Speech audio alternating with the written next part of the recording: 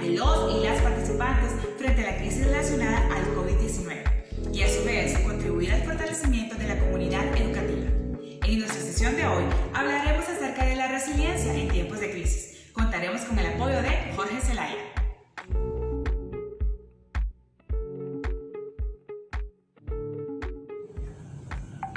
Mi nombre es Jorge Manuel Zelaya Fajardo y estoy muy honrado, entusiasmado de estar con ustedes hoy en esta serie de sesiones virtuales Asegurando tu Bienestar, parte del programa Asegurando la Educación de USAID.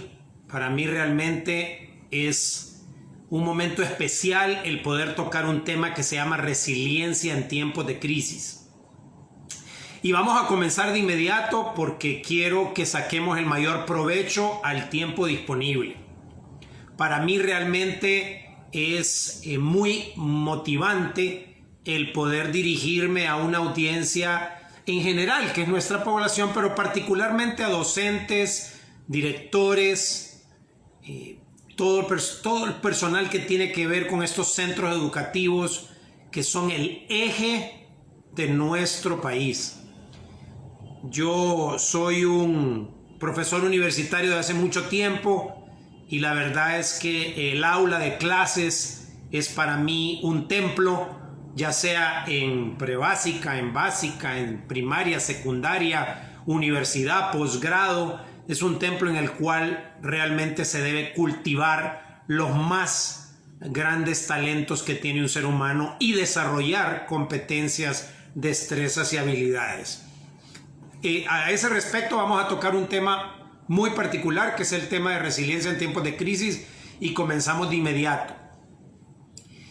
Para este tema, las premisas fundamentales de este tema son, en primer lugar, esta no es una charla motivacional. Yo no tengo ninguna intención de motivarlo a usted extrínsecamente. Lo que ando buscando es motivarlo intrínsecamente, es decir, ayudarle o inspirarlo a que usted se automotive. Lo que vamos a hablar aquí no es una receta para olvidar la realidad. Al contrario, no es una ponencia epidemiológica ni es una clase de macroeconomía. Lo que vamos a ver aquí es algo humano, real, práctico y con mucho contenido para toda persona que desea aprender. Y es una mezcla, he preparado algo que es una mezcla de ciencia y de historia, de filosofía y de sentido común. Así que vamos a comenzar. Bajo esa premisa, en estos minutos, abróchese los cinturones, prepárese porque lo que vamos a hacer aquí es apelar al desarrollo de sus capacidades para que usted tenga nuevas competencias, se lleve herramientas, se lleve prácticas. Si usted recibe información y no hace nada al respecto, eso se llama Netflix. Si usted recibe información y hace algo al respecto, eso se llama conocimiento. El conocimiento es un archivo ejecutable. Si usted da clases, su responsabilidad es que su audiencia aprenda y ejecute lo aprendido, porque así habrá aprendido. De otra manera no. De otra manera lo habrá albergado en el disco duro, será huésped. La información se vuelve huésped en el cerebro y no se utiliza bien. Es hora de comenzar. Primero, lo que nos está pasando a todos en este momento es algo real. Está sucediendo y nos está moviendo la mesa a todos. Pero la va a seguir moviendo. Y esta crisis es una crisis que tiene diferentes partes, diferentes secciones, y como seres humanos que somos, naturalmente tenemos temor, podemos generar angustia, ansiedad, que no es lo mismo angustia que ansiedad. Podemos tener algo que nos inquiete porque tiene diferentes niveles. Sin embargo, para mí es muy importante que usted se dé cuenta y sepa que esta no es la primera pandemia en la historia de la humanidad, ni va a ser la última. Si nosotros con cuidado estudiamos la historia, revisamos la historia con detenimiento y con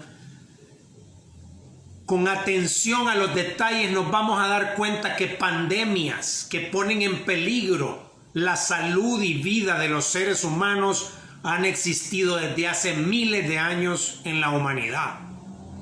Desde la pandemia Zika en la China hace 5,000 años, la plaga de Atenas en el 430 a.C., la plaga antonina que mató a 5 millones de personas en la antigua Roma en tiempos de Marco Aurelio, que ya vamos a hablar de él, la muerte negra, la gripe española en 1918, mal llamada española porque no nació en España, sino que nació en Estados Unidos, pero en ese momento en España no había límite para poder transmitir las noticias y todo lo que pasaba en España se dio cuenta el mundo, por eso se llama la gripe española.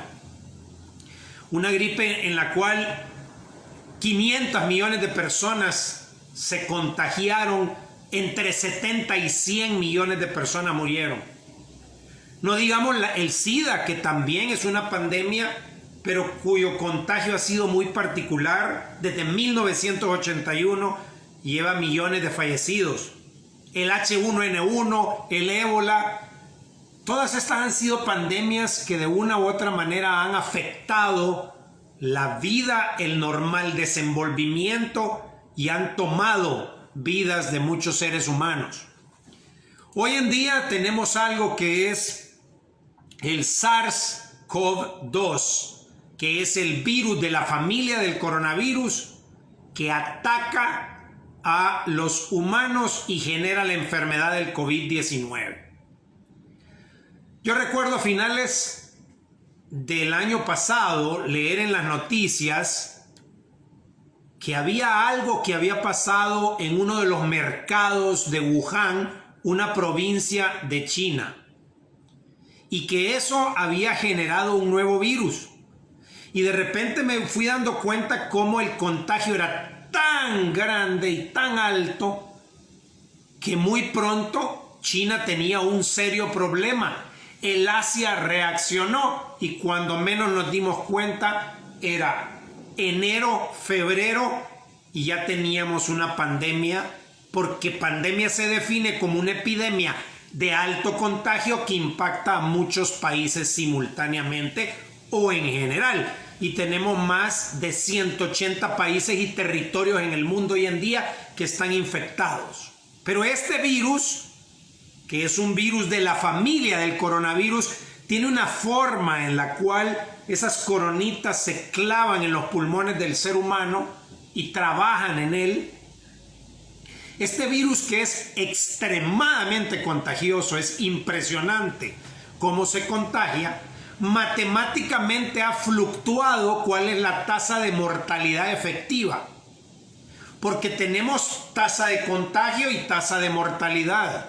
Y la tasa de mortalidad de este virus oscila en la gráfica desde menos del 1% hasta el 15-17% de los contagiados. Porque hay muchos factores que tienen que ver con la mortalidad de una persona contagiada.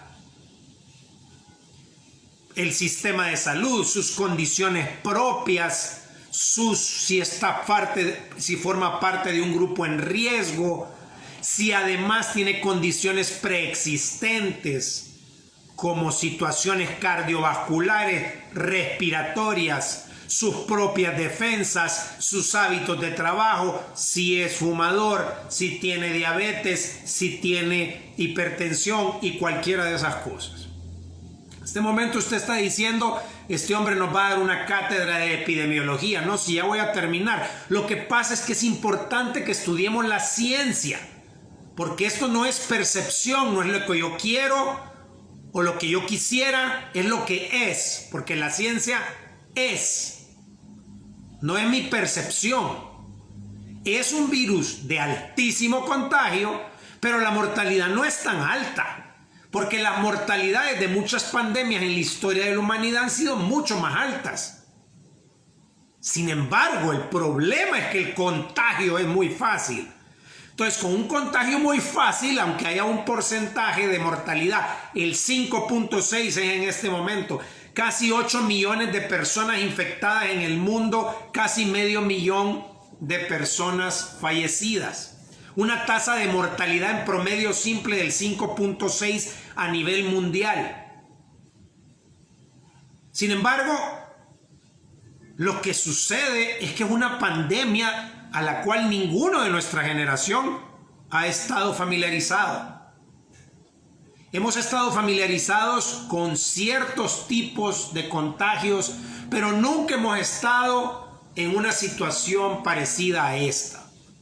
Y eso hace que nuestro miedo, nuestro temor, nuestra vulnerabilidad se levante a niveles insospechados. Y es normal y es natural. No trate de evitar el miedo. Trate de prepararse para lidiar con él. De eso vamos a hablar hoy aquí. El temor no debe reprimirse. El temor debe expresarse, pero se debe diluir con acciones específicas, con preparación y con mucha fe. Entonces, es importante que entendamos lo que nos está pasando, porque altísimo contagio, aunque sea baja mortalidad, es altísimo contagio.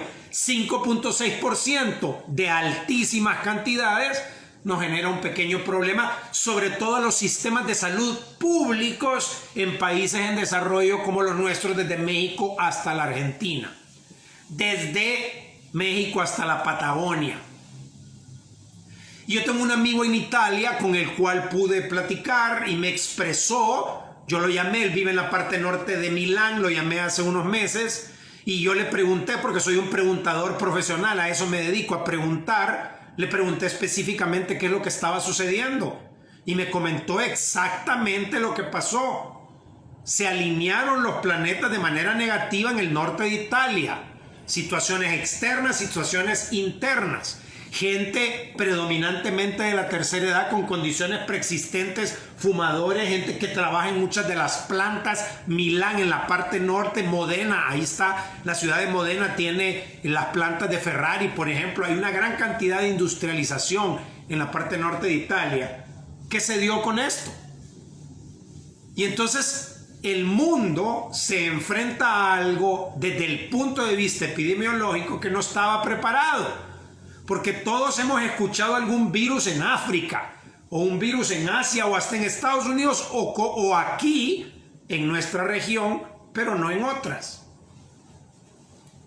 Esto es una realidad y tengo temor. Yo tengo miedo, usted tiene miedo, la gente tiene miedo. El miedo es humano. Lo que debemos hacer es gerenciar el miedo, lidiar con el miedo, reducir el miedo, enfrentar el miedo. Y uno de los elementos es lo que vamos a ver hoy, que es el tema de resiliencia. Entonces tenemos también el elemento económico, porque una crisis sanitaria de este nivel no genera una crisis económica. Casi todas las pandemias han generado crisis económicas. Y es lógico porque para evitar contagios masivos, los países cierran sus puertas.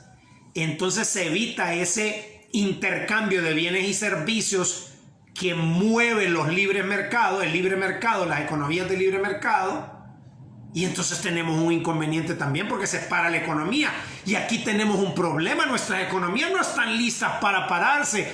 Somos economías para sobrevivir y eso es terrible porque ninguna empresa nuestra estaba lista, ni empresa, ni familia, no ninguna, algunas sí, países a sobrevivir varios meses sin operar. Porque no estamos preparados teniendo fe. Sí, pero no solo en la fe de arriba, sino que fe fondo de emergencia. Usted debería de tener un fondo de emergencia igual a 6 meses sus egresos brutos. O sus ingresos brutos si quiere también. Pero el punto es que pueda lidiar con esto. Solo 3 personas he conocido yo de todas estas decenas de personas o cientos de personas con las que he hablado en esta crisis, que me han dicho que están listos para sobrevivir 3, 6, hasta 12 meses sin ingresos. Pero esta es una de las lecciones económicas más importantes de esto. No todo puede ser así, ¿verdad? No toda industria es igual. Hoy hablaba con el gerente general de un hotel 5 estrellas que tiene presencia en toda la región y me explicaba lo difícil que es. Hablábamos de las aerolíneas, del turismo, del negocio al que me dedico yo, la empresa mía de entrenamiento ejecutivo, conferencias, ejercicios de team buildings. Se me ha dado un 75% la operación. Y eso nos trae otra crisis, una crisis emocional y mental. Están juntitas las tres. No estábamos listos. Una crisis sanitaria para la cual no estábamos preparados y es muy difícil que se prepare usted. Una crisis económica para la que debimos de haber estado mejor preparados, pero países en desarrollo es muy complicado. Y la última es la crisis mental y emocional, que es algo que estamos viviendo todos. En menor o mayor escala, todos lo estamos viviendo. Y de eso quiero hablar yo ahora, porque la pregunta es ¿qué puedo hacer yo? ¿Qué puedo hacer yo? Es la pregunta más importante, porque es su círculo de influencia. Y si usted es un educador que me está escuchando, si usted es un padre de familia que me está escuchando, tiene que enfocarse en las cosas que usted puede controlar para que pueda tener algún tipo de efecto positivo. Y la primera cosa que vamos a estudiar con detenimiento, que es el centro de lo que estamos hablando hoy aquí, se llama resiliencia. Y resiliencia me recuerda mis estudios, yo soy ingeniero civil, mis estudios en las aulas de la Universidad Autónoma de Honduras, en las clases de resistencia de materiales, cuando se me explicaba la resiliencia. ¿Quién iba a decir que yo, años después, iba a platicar de este tema, entrenar a este tema, pero desde el punto de vista humano y organizacional, individual y de organizaciones? ¿Quién iba a decir? Mi profesor de resistencia de materiales 1 o de resistencia de materiales 2 nunca se hubiera imaginado. Yo no me lo hubiera imaginado. Bueno, ahí hay una particularidad. Mi padre era psiquiatra, mi hijo mayor está por graduarse de psicología. Yo soy el eslabón perdido. Pero concentrémonos en el tema de resiliencia. Porque en la gráfica de resiliencia usted va a ver 3 puntos importantes. De hecho, 3 secciones importantes. La primera sección es la elástica, porque usted recibe una fuerza y la deformación que causa en usted esa fuerza, o digamos en el material, es elástica. Y ese golpe, esa fuerza, causa una deformación elástica, pero como su nombre lo dice, un adjetivo calificativo, elástico significa que vuelve a su posición normal con menor deformación posible. Entonces, la deformación no se dio o se dio por poco tiempo. Duró poco, dolió poco, costó poco. Esa es la mejor de la resiliencia. La mejor de las manifestaciones de la resiliencia es cuando la fuerza que choca conmigo no genera mayor deformación. Sin embargo, ahí hay un límite porque pasa la siguiente parte. La siguiente parte es la deformación plástica, que es cuando yo recibo una fuerza muy grande exterior y esa fuerza que me pega a mí me deforma. Y ya me deforma un cierto tiempo, cierto periodo de tiempo. Algunas deformaciones son parciales, algunas deformaciones son temporales, algunas no. Eso es lo que sucede. Y de ahí, lo que tenemos entonces después de esa deformación es algo grave, que es la fractura, que es el tercer punto. Ya pasamos de una deformación elástica a una deformación plástica. Y de la deformación plástica pasamos a una fractura. Y en la fractura tenemos un gran problema. Porque en la fractura ya cuesta mucho volver a la posición original. Toma mucho tiempo y es muy doloroso. Y a veces no llegamos a la posición original. Entonces, resiliencia, como la conocemos, se define en términos de materiales como la capacidad de un material, mecanismo o sistema para recuperar su estado inicial una vez que ha cesado la perturbación a la que ha sido sometida. Por supuesto, eso es en términos de materiales, pero en términos humanos es la capacidad de adaptación de un ser vivo frente a un agente perturbador o una situación adversa. Entonces esta es una prueba para todos nosotros, esta es una prueba de resiliencia. Lo que pasa es que su cerebro actúa defendiéndose, sobre todo esta parte, el cerebro basal es el que está en la parte inferior, de acuerdo al científico McLean, que la dividió para fines didácticos en la parte basal, que es toda esta parte de aquí abajo, la parte del sistema límbico donde están las emociones y la parte prefrontal donde está la parte racional. Entonces, ¿qué tan resilientes somos? Yo sería feliz aplicando un resilientómetro a usted que me está escuchando, que me está viendo, y que pudiéramos hacer algo así y tener una idea de cuánto es mi resiliencia. Yo le voy a explicar formas de poder ser resiliente y lidiar efectivamente con esto, pero la verdad es que yo no puedo garantizar el aprendizaje más que usted, porque yo estoy hablando a su cerebro. Yo quisiera pensar que estoy hablando a su corazón para que usted sea el que haga cosas con sus manos, porque yo no puedo manipular sus manos, ni puedo ni debo. Entonces, todo conocimiento que yo imparto en mis seminarios, en mis cursos, en mis clases, en este evento que estamos haciendo ahora, tiene un objetivo: que usted aprenda algo y lo ponga en práctica de inmediato. Al terminar esto, ya tenemos la definición de resiliencia. Es la capacidad de adaptación de un ser vivo frente a un agente perturbador. El virus existe, es real, es letal. Puede ser que un alto porcentaje de la población no tenga efecto de mortalidad, porque la mortalidad promedio en el mundo es de 5.6, pero puede ser que sí. O sea, necesitamos concentrarnos para prevenir. Entonces, me parece que resiliencia podría ser mejor entendido si yo le pongo un par de ejemplos de personas resilientes que superaron crisis en algún momento de la humanidad. Tengo 5 ejemplos. El primer ejemplo es Marco Aurelio, ese sobresaliente emperador romano que vivió del 120 al 180 después de Cristo, uno de los mejores 5 emperadores, el último de los 5 emperadores buenos de Roma, un hombre extraordinario, uno de los mayores filósofos y exponentes de la filosofía estoica, que se basa en aquellos principios fundamentales. La naturaleza, debemos actuar de acuerdo a la naturaleza, virtudes, principios, enfoque en lo que yo tengo control. La virtud era lo más importante para Marco Aurelio, el bien común. Pero ¿qué fue lo que pasó? Se vio expuesto a una situación terrible, una feria antonina, la fiebre antonina, que es muy parecido al virus que tenemos ahora en términos letales, y él tuvo que enfrentarlo. Y tuvo que enfrentarlo quedándose en Roma cuando los demás salieron de Roma.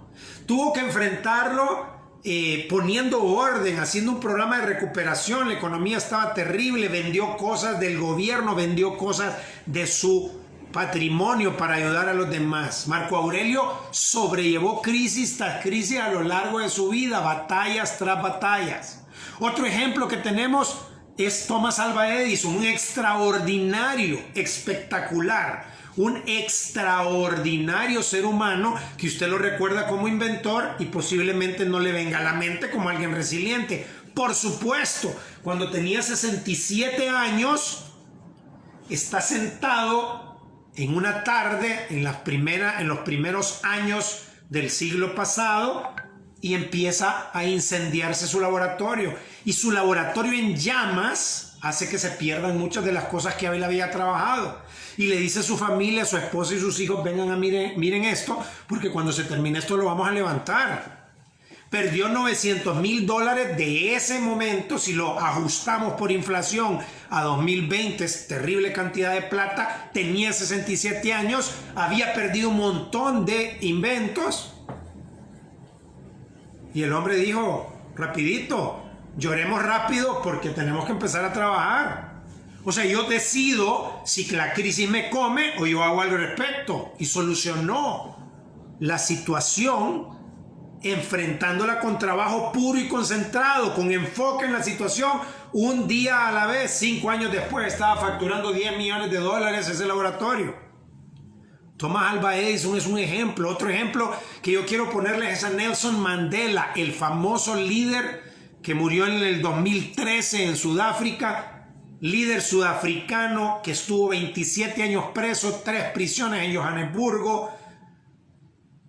Por mucho tiempo él se levantaba a primera hora de la mañana, leía versos que decían: yo soy el capitán de mi alma, soy el amo de mi destino. Y todos sus compañeros decían que no es cierto, no vas a salir de aquí. Y él se mantiene con esa visión clara, sufre impresionantemente más de 2 décadas, sale de la prisión y le preguntan cómo pudo sobrevivir usted, y él dice: no sé, es que yo no sobreviví allá adentro. Yo allá adentro me preparé para lo que iba a hacer ahora. Un ejemplo extraordinario de resiliencia. Tal vez uno de los ejemplos más grandes es este que le voy a poner: James Stockdale, almirante de los Estados Unidos, preso en la guerra de Vietnam. Cae su avión, lo agarran preso, lo ponen en Vietnam en el Hanoi Hilton, que le llamaban irónicamente a un centro de torturas, 8 años torturándolo todos los días. James Stockdale era un tipo que soportó estoicamente todo lo que pasó durante esos 8 años, porque tenía algo que él llamaba la paradoja de Stockdale. La paradoja de Stockdale es lo más sobresaliente que hay en resiliencia para enfrentar crisis. Tomen lápiz y papel, apunten su celular, escúcheme lo que le voy a decir. James Stockdale dijo: esta es la paradoja. Por un lado, yo tengo absoluta fe, completa confianza, plena seguridad en Dios y en mí que vamos a salir de aquí. No hay duda. Y segundo, dijo: pero estoy seguro que nos va a costar mucho, va a ser durísimo, me va a doler. Voy a sufrir diariamente. Extraordinario. Eso es lo que necesitamos, entender la paradoja de Stockdale, porque nos vamos de un lado a otro, o nos volvemos muy optimistas o nos volvemos muy pesimistas. Esta es una cuestión de: estamos seguros, tenemos esperanza que no debe fallar en ningún momento. Si usted cree en un ser supremo, ahí está. Si usted cree en usted, y si no cree, usted debe creer en usted 101%. Y una vez que eso está alineado, dice: pero esto va a ser duro, durísimo, me va a doler. Voy a estar fregado por un buen rato. Es impresionante el ejemplo de James Stockdale.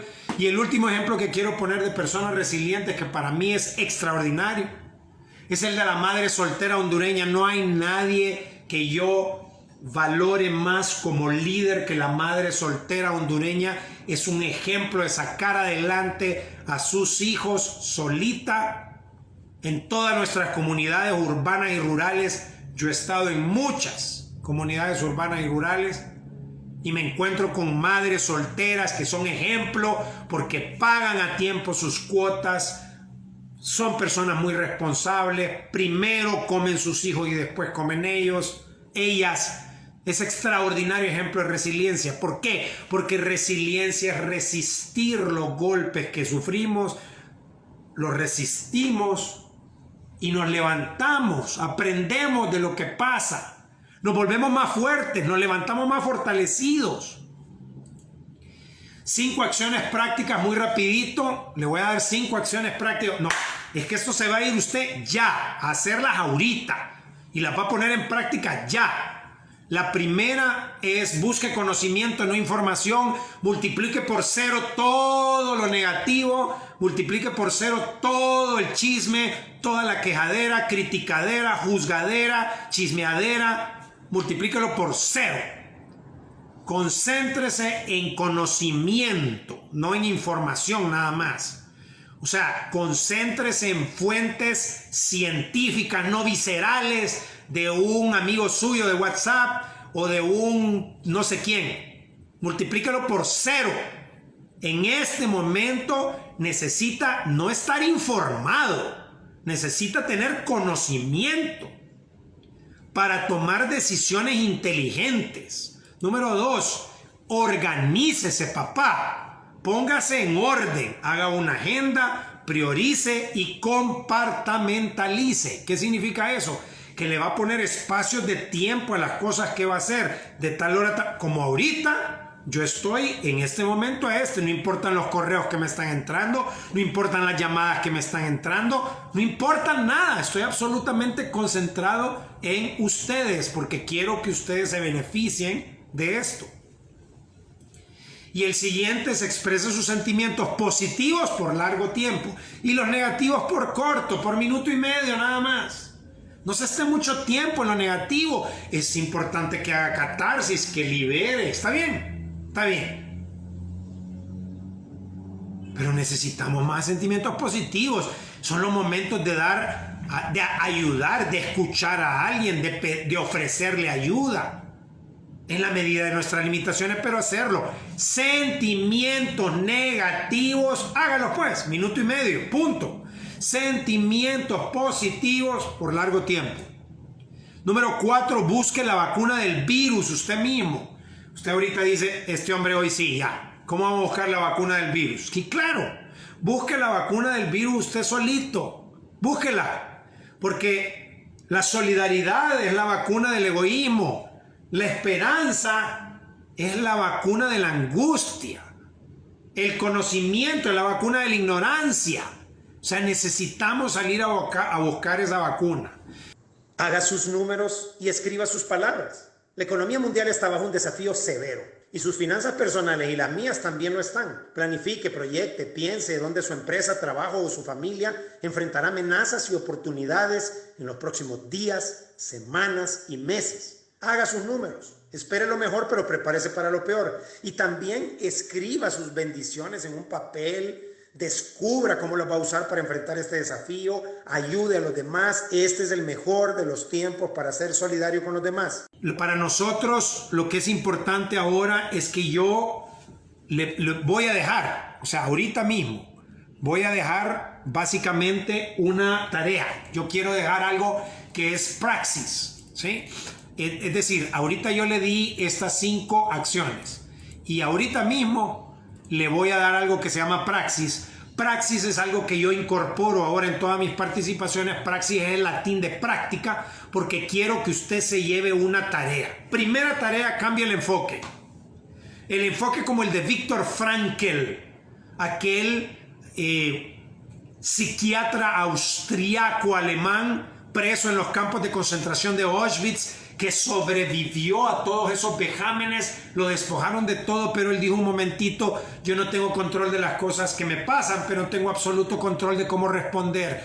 Por favor, prométame que va a usar el concepto de Viktor Frankl a partir de este momento si no lo ha usado en esta crisis.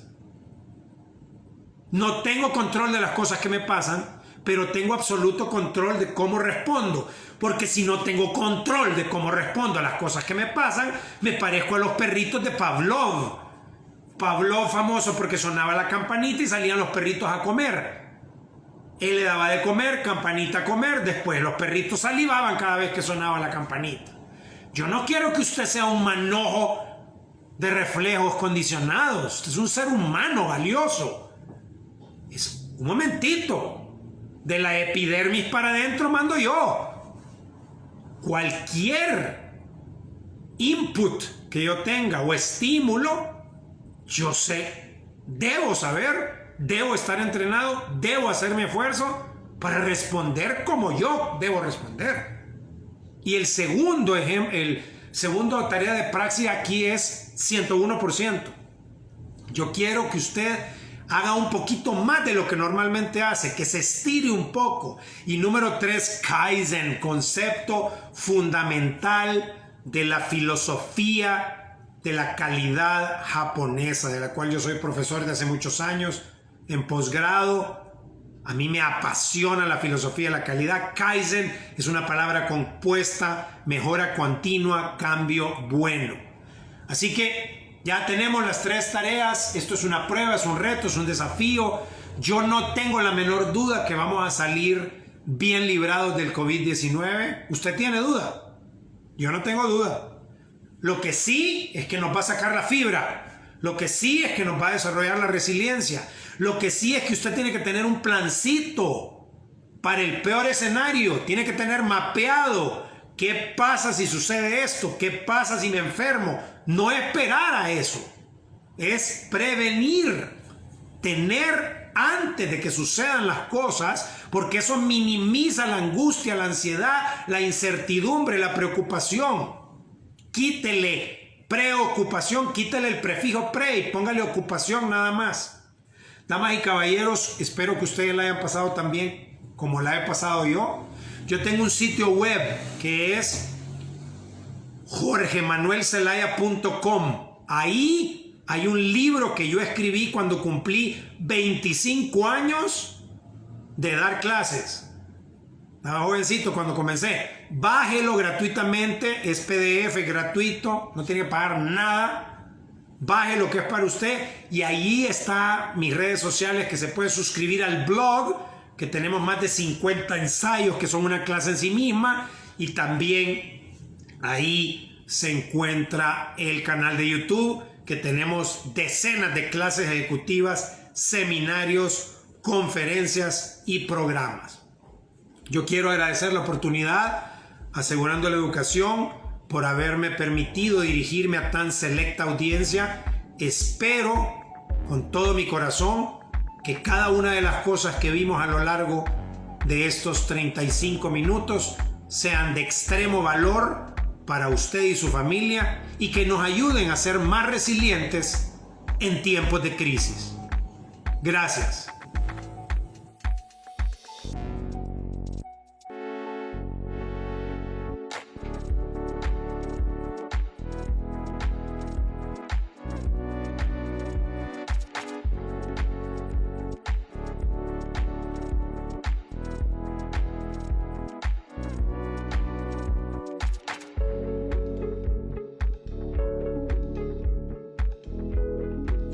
Muchas gracias por su participación el día de hoy. Esperamos que hayan disfrutado de la sesión y les invitamos a estar atentos a nuestras redes sociales para próximas sesiones. El proyecto USAID Asegurando la Educación les invita a seguir recomendaciones oficiales y practicar estos hábitos saludables para protegernos entre todos y todas.